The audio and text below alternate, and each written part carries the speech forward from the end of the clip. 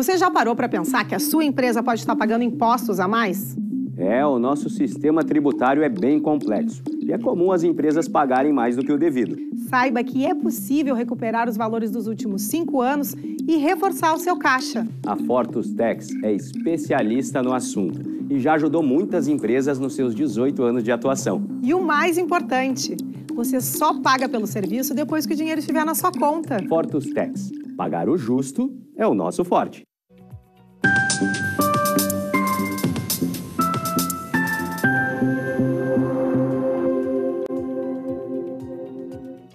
Olá, está no ar o programa Papo Certo, com minha apresentação, Amanda de Oliveira e de Evanira Aguiar.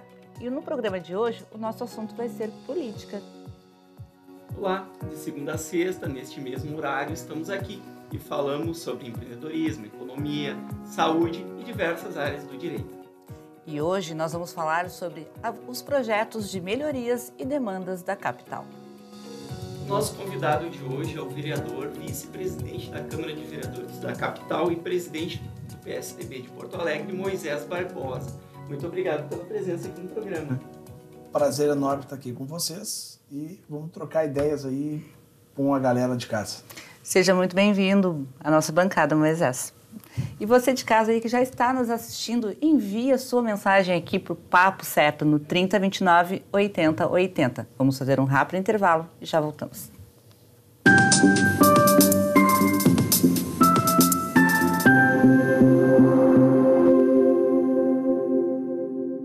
Tá difícil encontrar o profissional certo para a sua empresa? Precisa de alguém detalhista para aquela vaga no financeiro? Quem sabe um criativo para o marketing? Ou ainda, alguém focado em resultados? A Fortus RH utiliza técnicas de seleção e processos estruturados, realizando entrevistas, aplicando provas e testes específicos. Tudo isso para buscar a pessoa certa para a vaga certa. Fortus RH. Conectar pessoas é o nosso forte.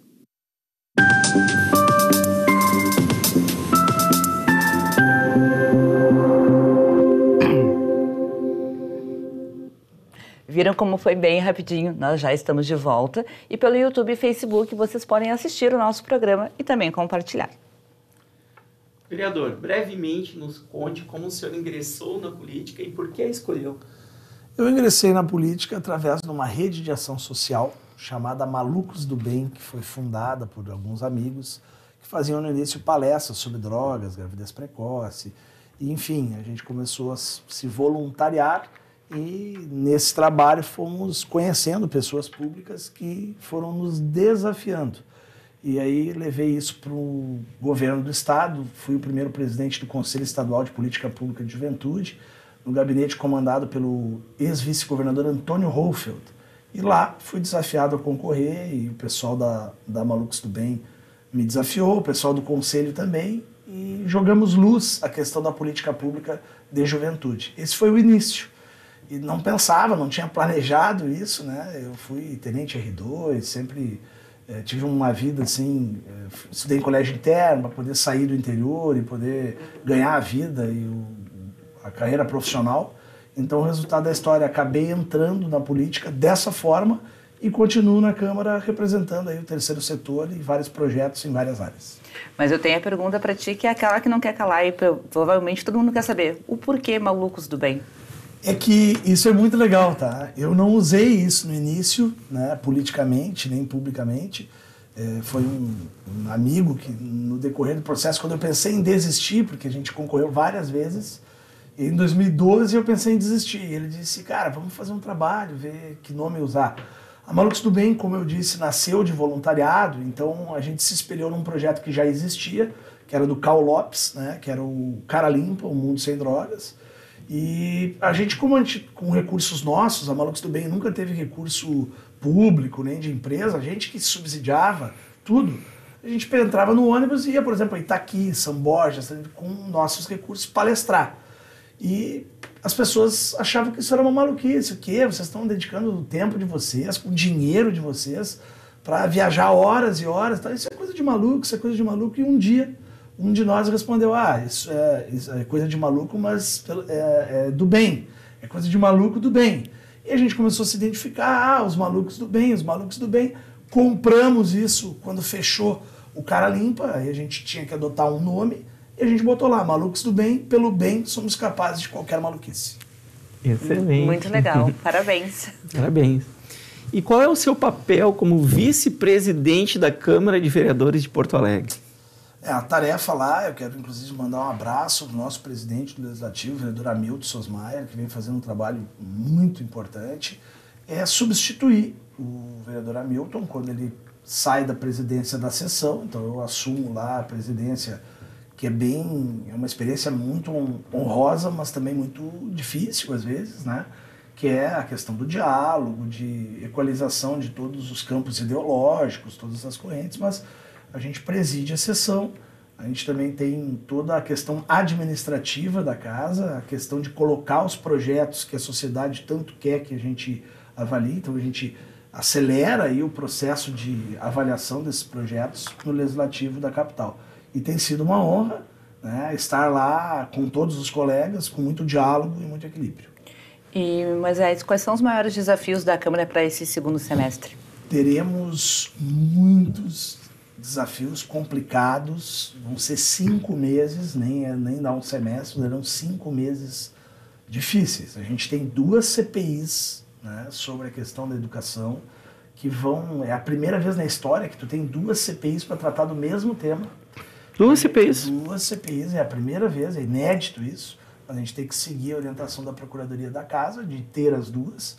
Então, foram instaladas ontem, praticamente, anunciados quem são a composição. Eu represento a minha bancada nas 2, né? Então, temos 2 CPIs da educação, temos também concessão do DEMAI, privatização ou não da Carris, teremos o plano diretor, que é, para mim, o projeto mais importante para um legislador municipal, que é a vida da cidade, enfim. Está sendo discutido o plano diretor também. Plano diretor, temos a comissão especial do plano diretor, que será instalada no momento que o Poder Executivo, o governo Sebastião Melo, enviar o projeto para a Câmara. Então teremos muito debate, tem também a questão dos fundos municipais, que necessitam, e o Evanir sabe bem do que eu estou falando, há uma necessidade de sanear até do ponto de vista contábil, alguns fundos que não têm recursos, né? Então, serão pautas muito polêmicas e todas elas acontecendo 5 meses e a 1 ano da eleição municipal. O senhor acredita que todas essas pautas e CPIs da educação, questão do DEMAI, agora talvez lá na mesma onda que a gente teve da Corsã, né? A Carris, né, que é uma das empresas mais antigas, né, do município, plano diretor, questão dos fundos, tudo isso em 5 meses, o senhor acredita que é viável? Qual é o esforço da mesa, principalmente, para fazer tudo isso tocar, né? O esforço da mesa é tentar diminuir a politicagem. Porque o problema de todas as casas legislativas é quando o trabalho fica em segundo plano e as pessoas buscam apenas aquele discurso, olhando a eleição, a busca de holofotes para se destacar, para serem candidatos a majoritário. Todos são temas polêmicos, em que se não houver uma condução objetiva, né, na solução e votação, né, porque no final é isso que a gente fala que é feito lá, possível que realmente tome um viés muito político até a gente ano que vem, né? É um ano muito importante aí para os políticos, enfim. Então realmente a mesa da casa lá, a presidência, a vice-presidência vai ter que ter bastante trabalho para conduzir isso aqui rápido, né? Em primeiro lugar é priorização. A mesa vai priorizar quais são os temas assim que tem, inclusive, que ter entrega. O caso do plano diretor, para mim, é o mais importante de todos, né? Plano diretor. 2 CPIs para discutir o mesmo tema, a gente acolhe o que a Procuradoria decide, mas é um desperdício de tempo, um desperdício de... É claro que a gente tem que entender que faz parte, né, a Comissão Parlamentar de Inquérito, mas eu tenho dito, não acredito que uma CPI na Câmara vai ser mais rápido que a polícia, que o Tribunal de Contas, que o Ministério Público, né? Então, mas temos que cumprir o rito, vamos nos debruçar nessa tarefa, né? Todos os vereadores e os líderes das bancadas poderão contribuir, talvez diminuindo, né, nesse rito falas excessivas e repetidas, mas a gente tem que entender que o parlamento é o parlar, né? A gente não pode cercear o direito de nenhum vereador se manifestar, mas eu realmente vejo com dificuldade conseguir cumprir todas essas pautas em 5 meses. Minha pergunta vem contribuir com essa sua fala. Como conciliar os conflitos entre oposição e situação? Aqui a gente tem 5 exemplos claros que realmente tem que ter muita capacidade política de conduzir isso. Eu respondo de uma maneira assim que não é muito comum. Eu acho fácil. Fácil? Eu acho fácil. Por quê? Eu acredito que as pessoas elas criam um monstro, né, às vezes de forma excessiva. No parlamento tem que ter na democracia tem que ter a regra se tu é contra, vota contra. Se tu é a favor, tu vota a favor. Se tu não quer votar, tu não vota. Não tem que tentar obrigar o outro ou forçar o outro a acreditar e defender o teu ponto de vista. O problema é que a política está tão polarizada hoje em dia, né? A gente vê uma polarização doentia que parece que a opinião divergente, né? E é tão rica a diversidade, termos opiniões diferentes e se respeitar. Então, eu acredito que essa tarefa, né, do parlamento, a gente tem que, na verdade, esquecer a polarização, permitir que o outro pense diferente e ver o que a maioria pensa. Porque no legislativo, e as pessoas, o telespectador tem que se dar conta disso, é completamente diferente do executivo. Lá no parlamento estão todas as correntes de pensamento e as vontades da população.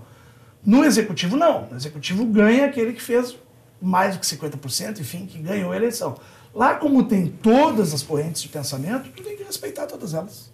Mas vivemos uma democracia e a maioria vence. Aí tu coloca em votação, e aí necessários. Que eu fico eu acho muito desperdício de tempo, de dinheiro. Eu tô rindo aqui para não chorar, né? 16, 17 horas, a gente olha no relógio e fica vendo que às vezes a gente não votou absolutamente nenhum projeto que mudou a vida de alguém. Isso até eu me questiono por causa da Malucos do Bem, que a gente é feliz se a gente consegue ser útil para alguém, né? Aí eu me pergunto, a gente está aqui discutindo moções, aí sobe um cara, eu sou bem assim, meio sincericida, tá? Aí sobe o cara para fazer a defesa porque o Lula não sei o quê. Aí sobe o outro para dizer que o Bolsonaro não sei o quê. E aí ficam naquela polarização, naquela discussão, e a gente se questiona, vem cá, a gente votou um projeto para mudar a vida de alguém, né? Então isso que é o desafio, esse é o desafio. Diminuir o tempo da politicagem, dessa discussão que não vai mudar a vida de ninguém. Existe momento para isso, existe tempo de fala para isso.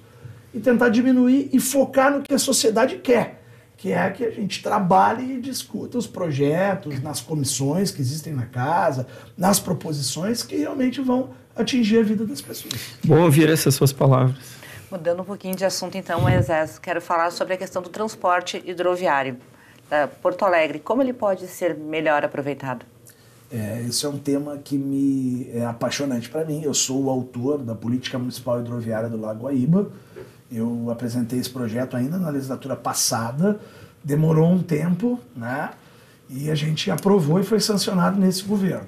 Então lá a gente prevê no plano diretor, surpreendente que o plano diretor da capital não tivesse previsões da questão de conexão do modal hidroviário com a questão da mobilidade humana. A gente conseguiu fazer isso, prevendo estruturas de apoio náutico, né, muito provocados pelo Amir Klink, que esteve no Rio Grande do Sul e chamou a todos nós, né, mexeu com os nossos brilhos, dizendo que era a palhaçada do gasômetro, de ter lá embarcações e aquela riqueza e não ter a conexão da terra com a questão do Guaíba.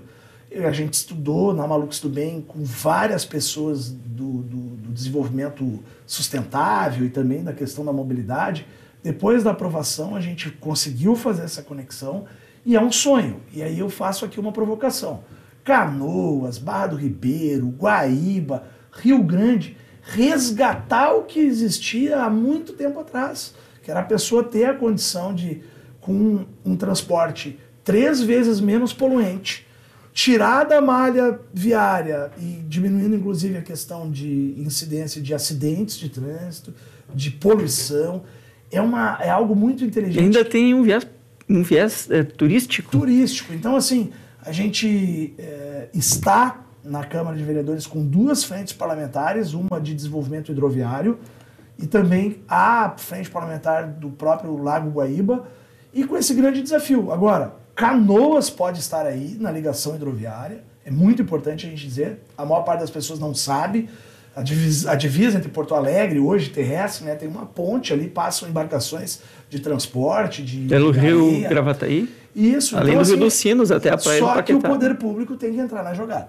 Tem que ter uma PPP, e nós temos que fazer algo, repito, sou conhecido pelo meu sincericídio, dragagem do Lago Guaíba.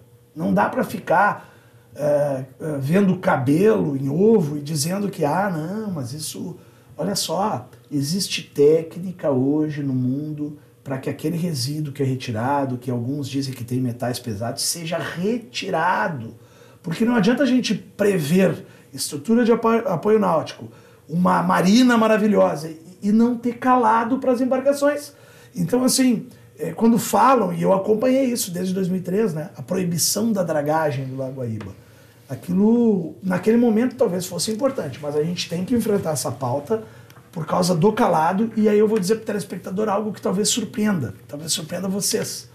Por causa da proibição, até hoje o dinheiro público é utilizado para dragar onde passam os grandes navios, e é colocado esse resíduo ao lado. Olha o absurdo e o desperdício do dinheiro público, porque esse resíduo vai de novo com meses de comprometer o mesmo. Ele não é retirado do lago. Ele não é retirado. E hoje tu pode retirar.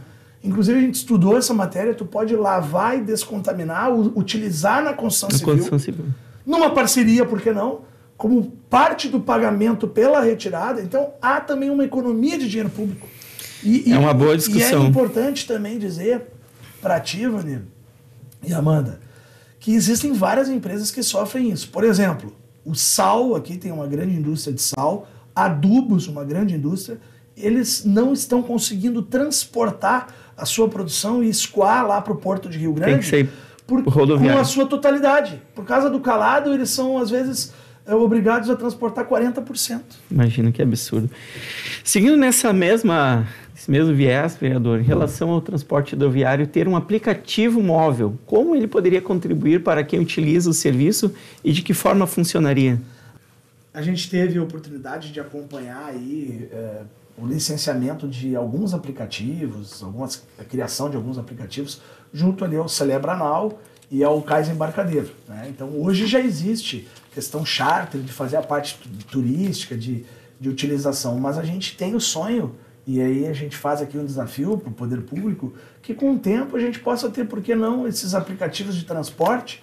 Eu não vou falar nome de empresas, mas as empresas por aplicativo para fazer. Olha só que bacana seria tu almoçar ali na orla do Guaíba, hoje muito frequentada pela região metropolitana, e tu ter que ir para Restinga, tu ter que vir para Canoas, tu ter que ir para Barra do Ribeiro, tu simplesmente fazer ali por aplicativo náutico, utilizar ali os atracadouros que já estão na previsão, as estruturas de apoio náutico públicas, e também o que a Catsul tem disponível para fazer. Barra do Ribeiro, esse mês passado, tive a oportunidade de ver que Barra do Ribeiro, os empresários já estão lá mobilizados, construíram ali para receber esse mesmo catamarã que faz Guaíba, ir até a Barra do Ribeiro. Excelente. É algo muito rico, muito importante para a questão do desenvolvimento econômico, mas também para que as pessoas possam viver essa riqueza da hidrovia.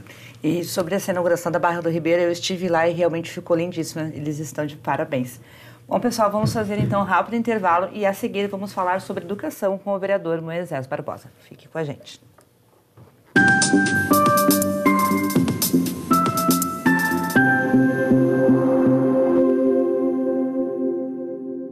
Em tempos de juros altos, margens reduzidas e incertezas, rever estratégias é fundamental para manter o seu negócio competitivo. Esse cenário exige planejamento e organização financeira. Nessas horas, qualquer ajuda é bem-vinda, mas a ajuda de um especialista é necessária. A Fortus Consulting conhece na prática e tem as soluções adequadas para cada situação. Fortus Consulting. Melhorar os seus resultados é o nosso forte.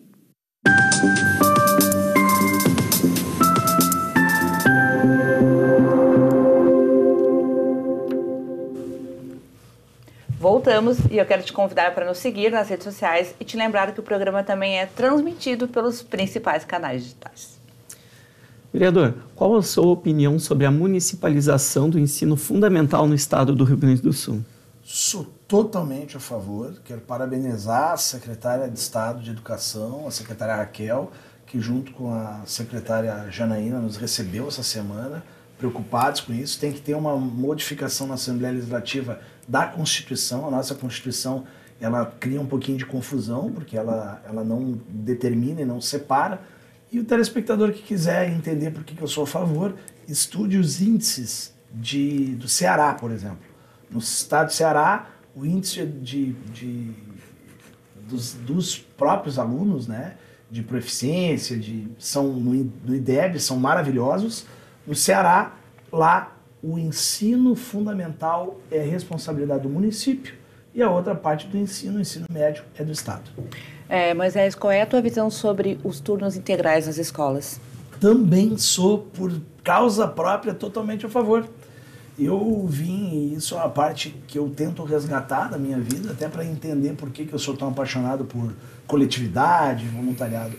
Para sair de uma fase da minha infância de abuso, violência, eu sou do interior do estado, né? Eu procurei uma escola, que é a Escola Técnica de Agropecuária, em Viamão, para poder ter onde morar e onde estudar. E sou completamente a favor por causa da formação da educação do turno integral. É necessário que o poder público entenda isso. Tivemos no passado governantes e políticos como o saudoso Leonel Brizola, que sempre falou sobre isso, de as crianças terem, né, alimentação, terem um ambiente escolar como complementação de formação do cidadão. Sou completamente a favor. E o senhor entende que as escolas aqui do estado do Rio Grande do Sul têm condições de absorver essa demanda? Olha, com muita surpresa, eu recebi o dado ontem, né? Olha a informação. De telespectadores que nós já temos no governo Eduardo Leite 25 escolas estaduais que já estão funcionando em turno integral. Veja como é importante para aquela mãe que trabalha, para aquele pai que trabalha, saber que seu filho está num ambiente escolar, aprendendo a se socializar, aprendendo, né? Claro que a gente tem grandes problemas. Eu sou filho de 2 professores estaduais. Então, sei as dificuldades financeiras, a questão do salário, do plano de carreira, mas a gente não pode desistir, a gente tem que lutar para que a nossa educação pública seja de qualidade.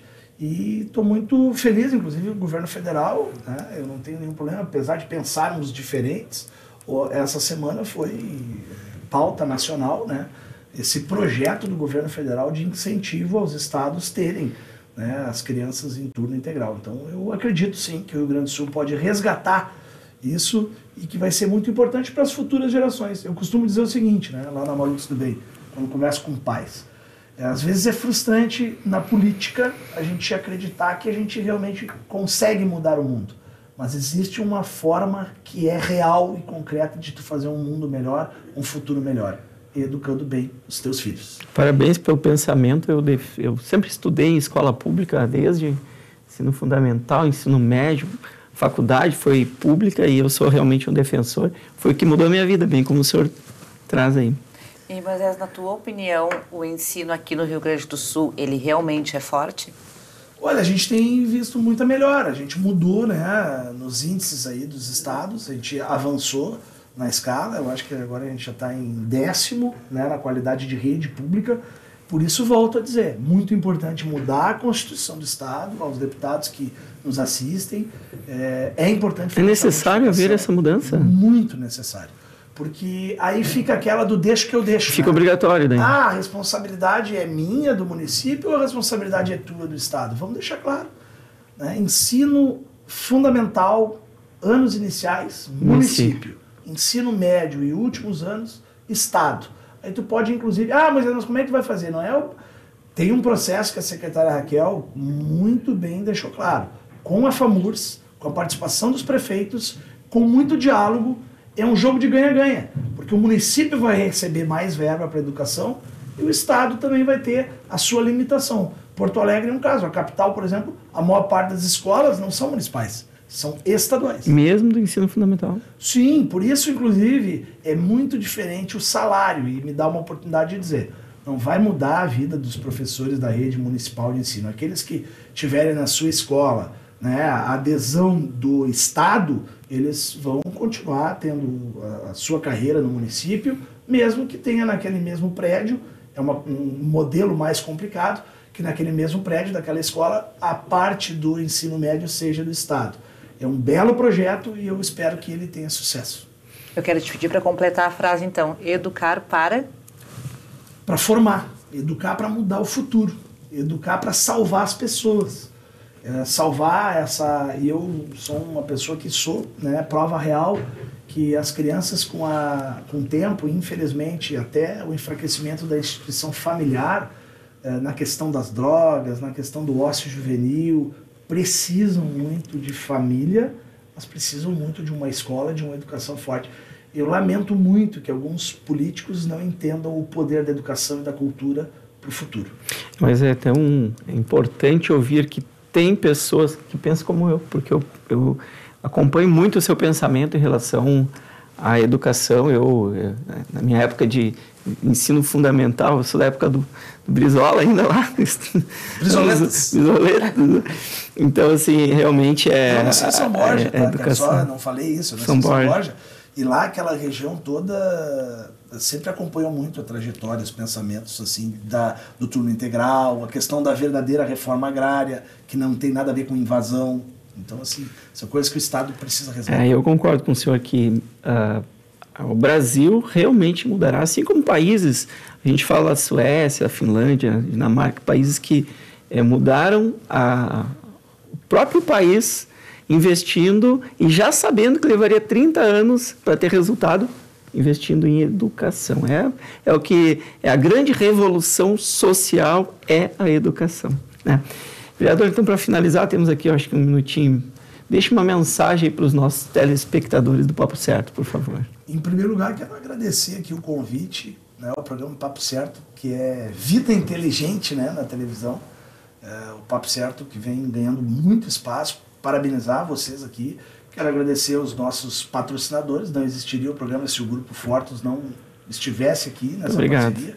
Então, agradecer esse espaço e que várias pessoas de vários campos ideológicos possam estar aqui, Amanda, possa estar aqui, Evanir, discutindo, trocando ideias, porque a riqueza da diversidade está aí, né? As ideias diversas e que a gente consiga minimamente, na hora de executar, ter unidade. É isso aí, então, Moisés, muitíssimo obrigada pela tua presença aqui conosco, já está convidado a voltar. E voltarei. Eu também agradeço a vocês de casa por terem nos assistido e lembro que nosso programa também é reprisado às 7h30 da manhã e podem nos assistir lá no YouTube e Facebook. Então, pessoal, amanhã às 20h30 estamos de volta com mais um Papo Certo inédito para vocês. Então, nos assistam. Até lá.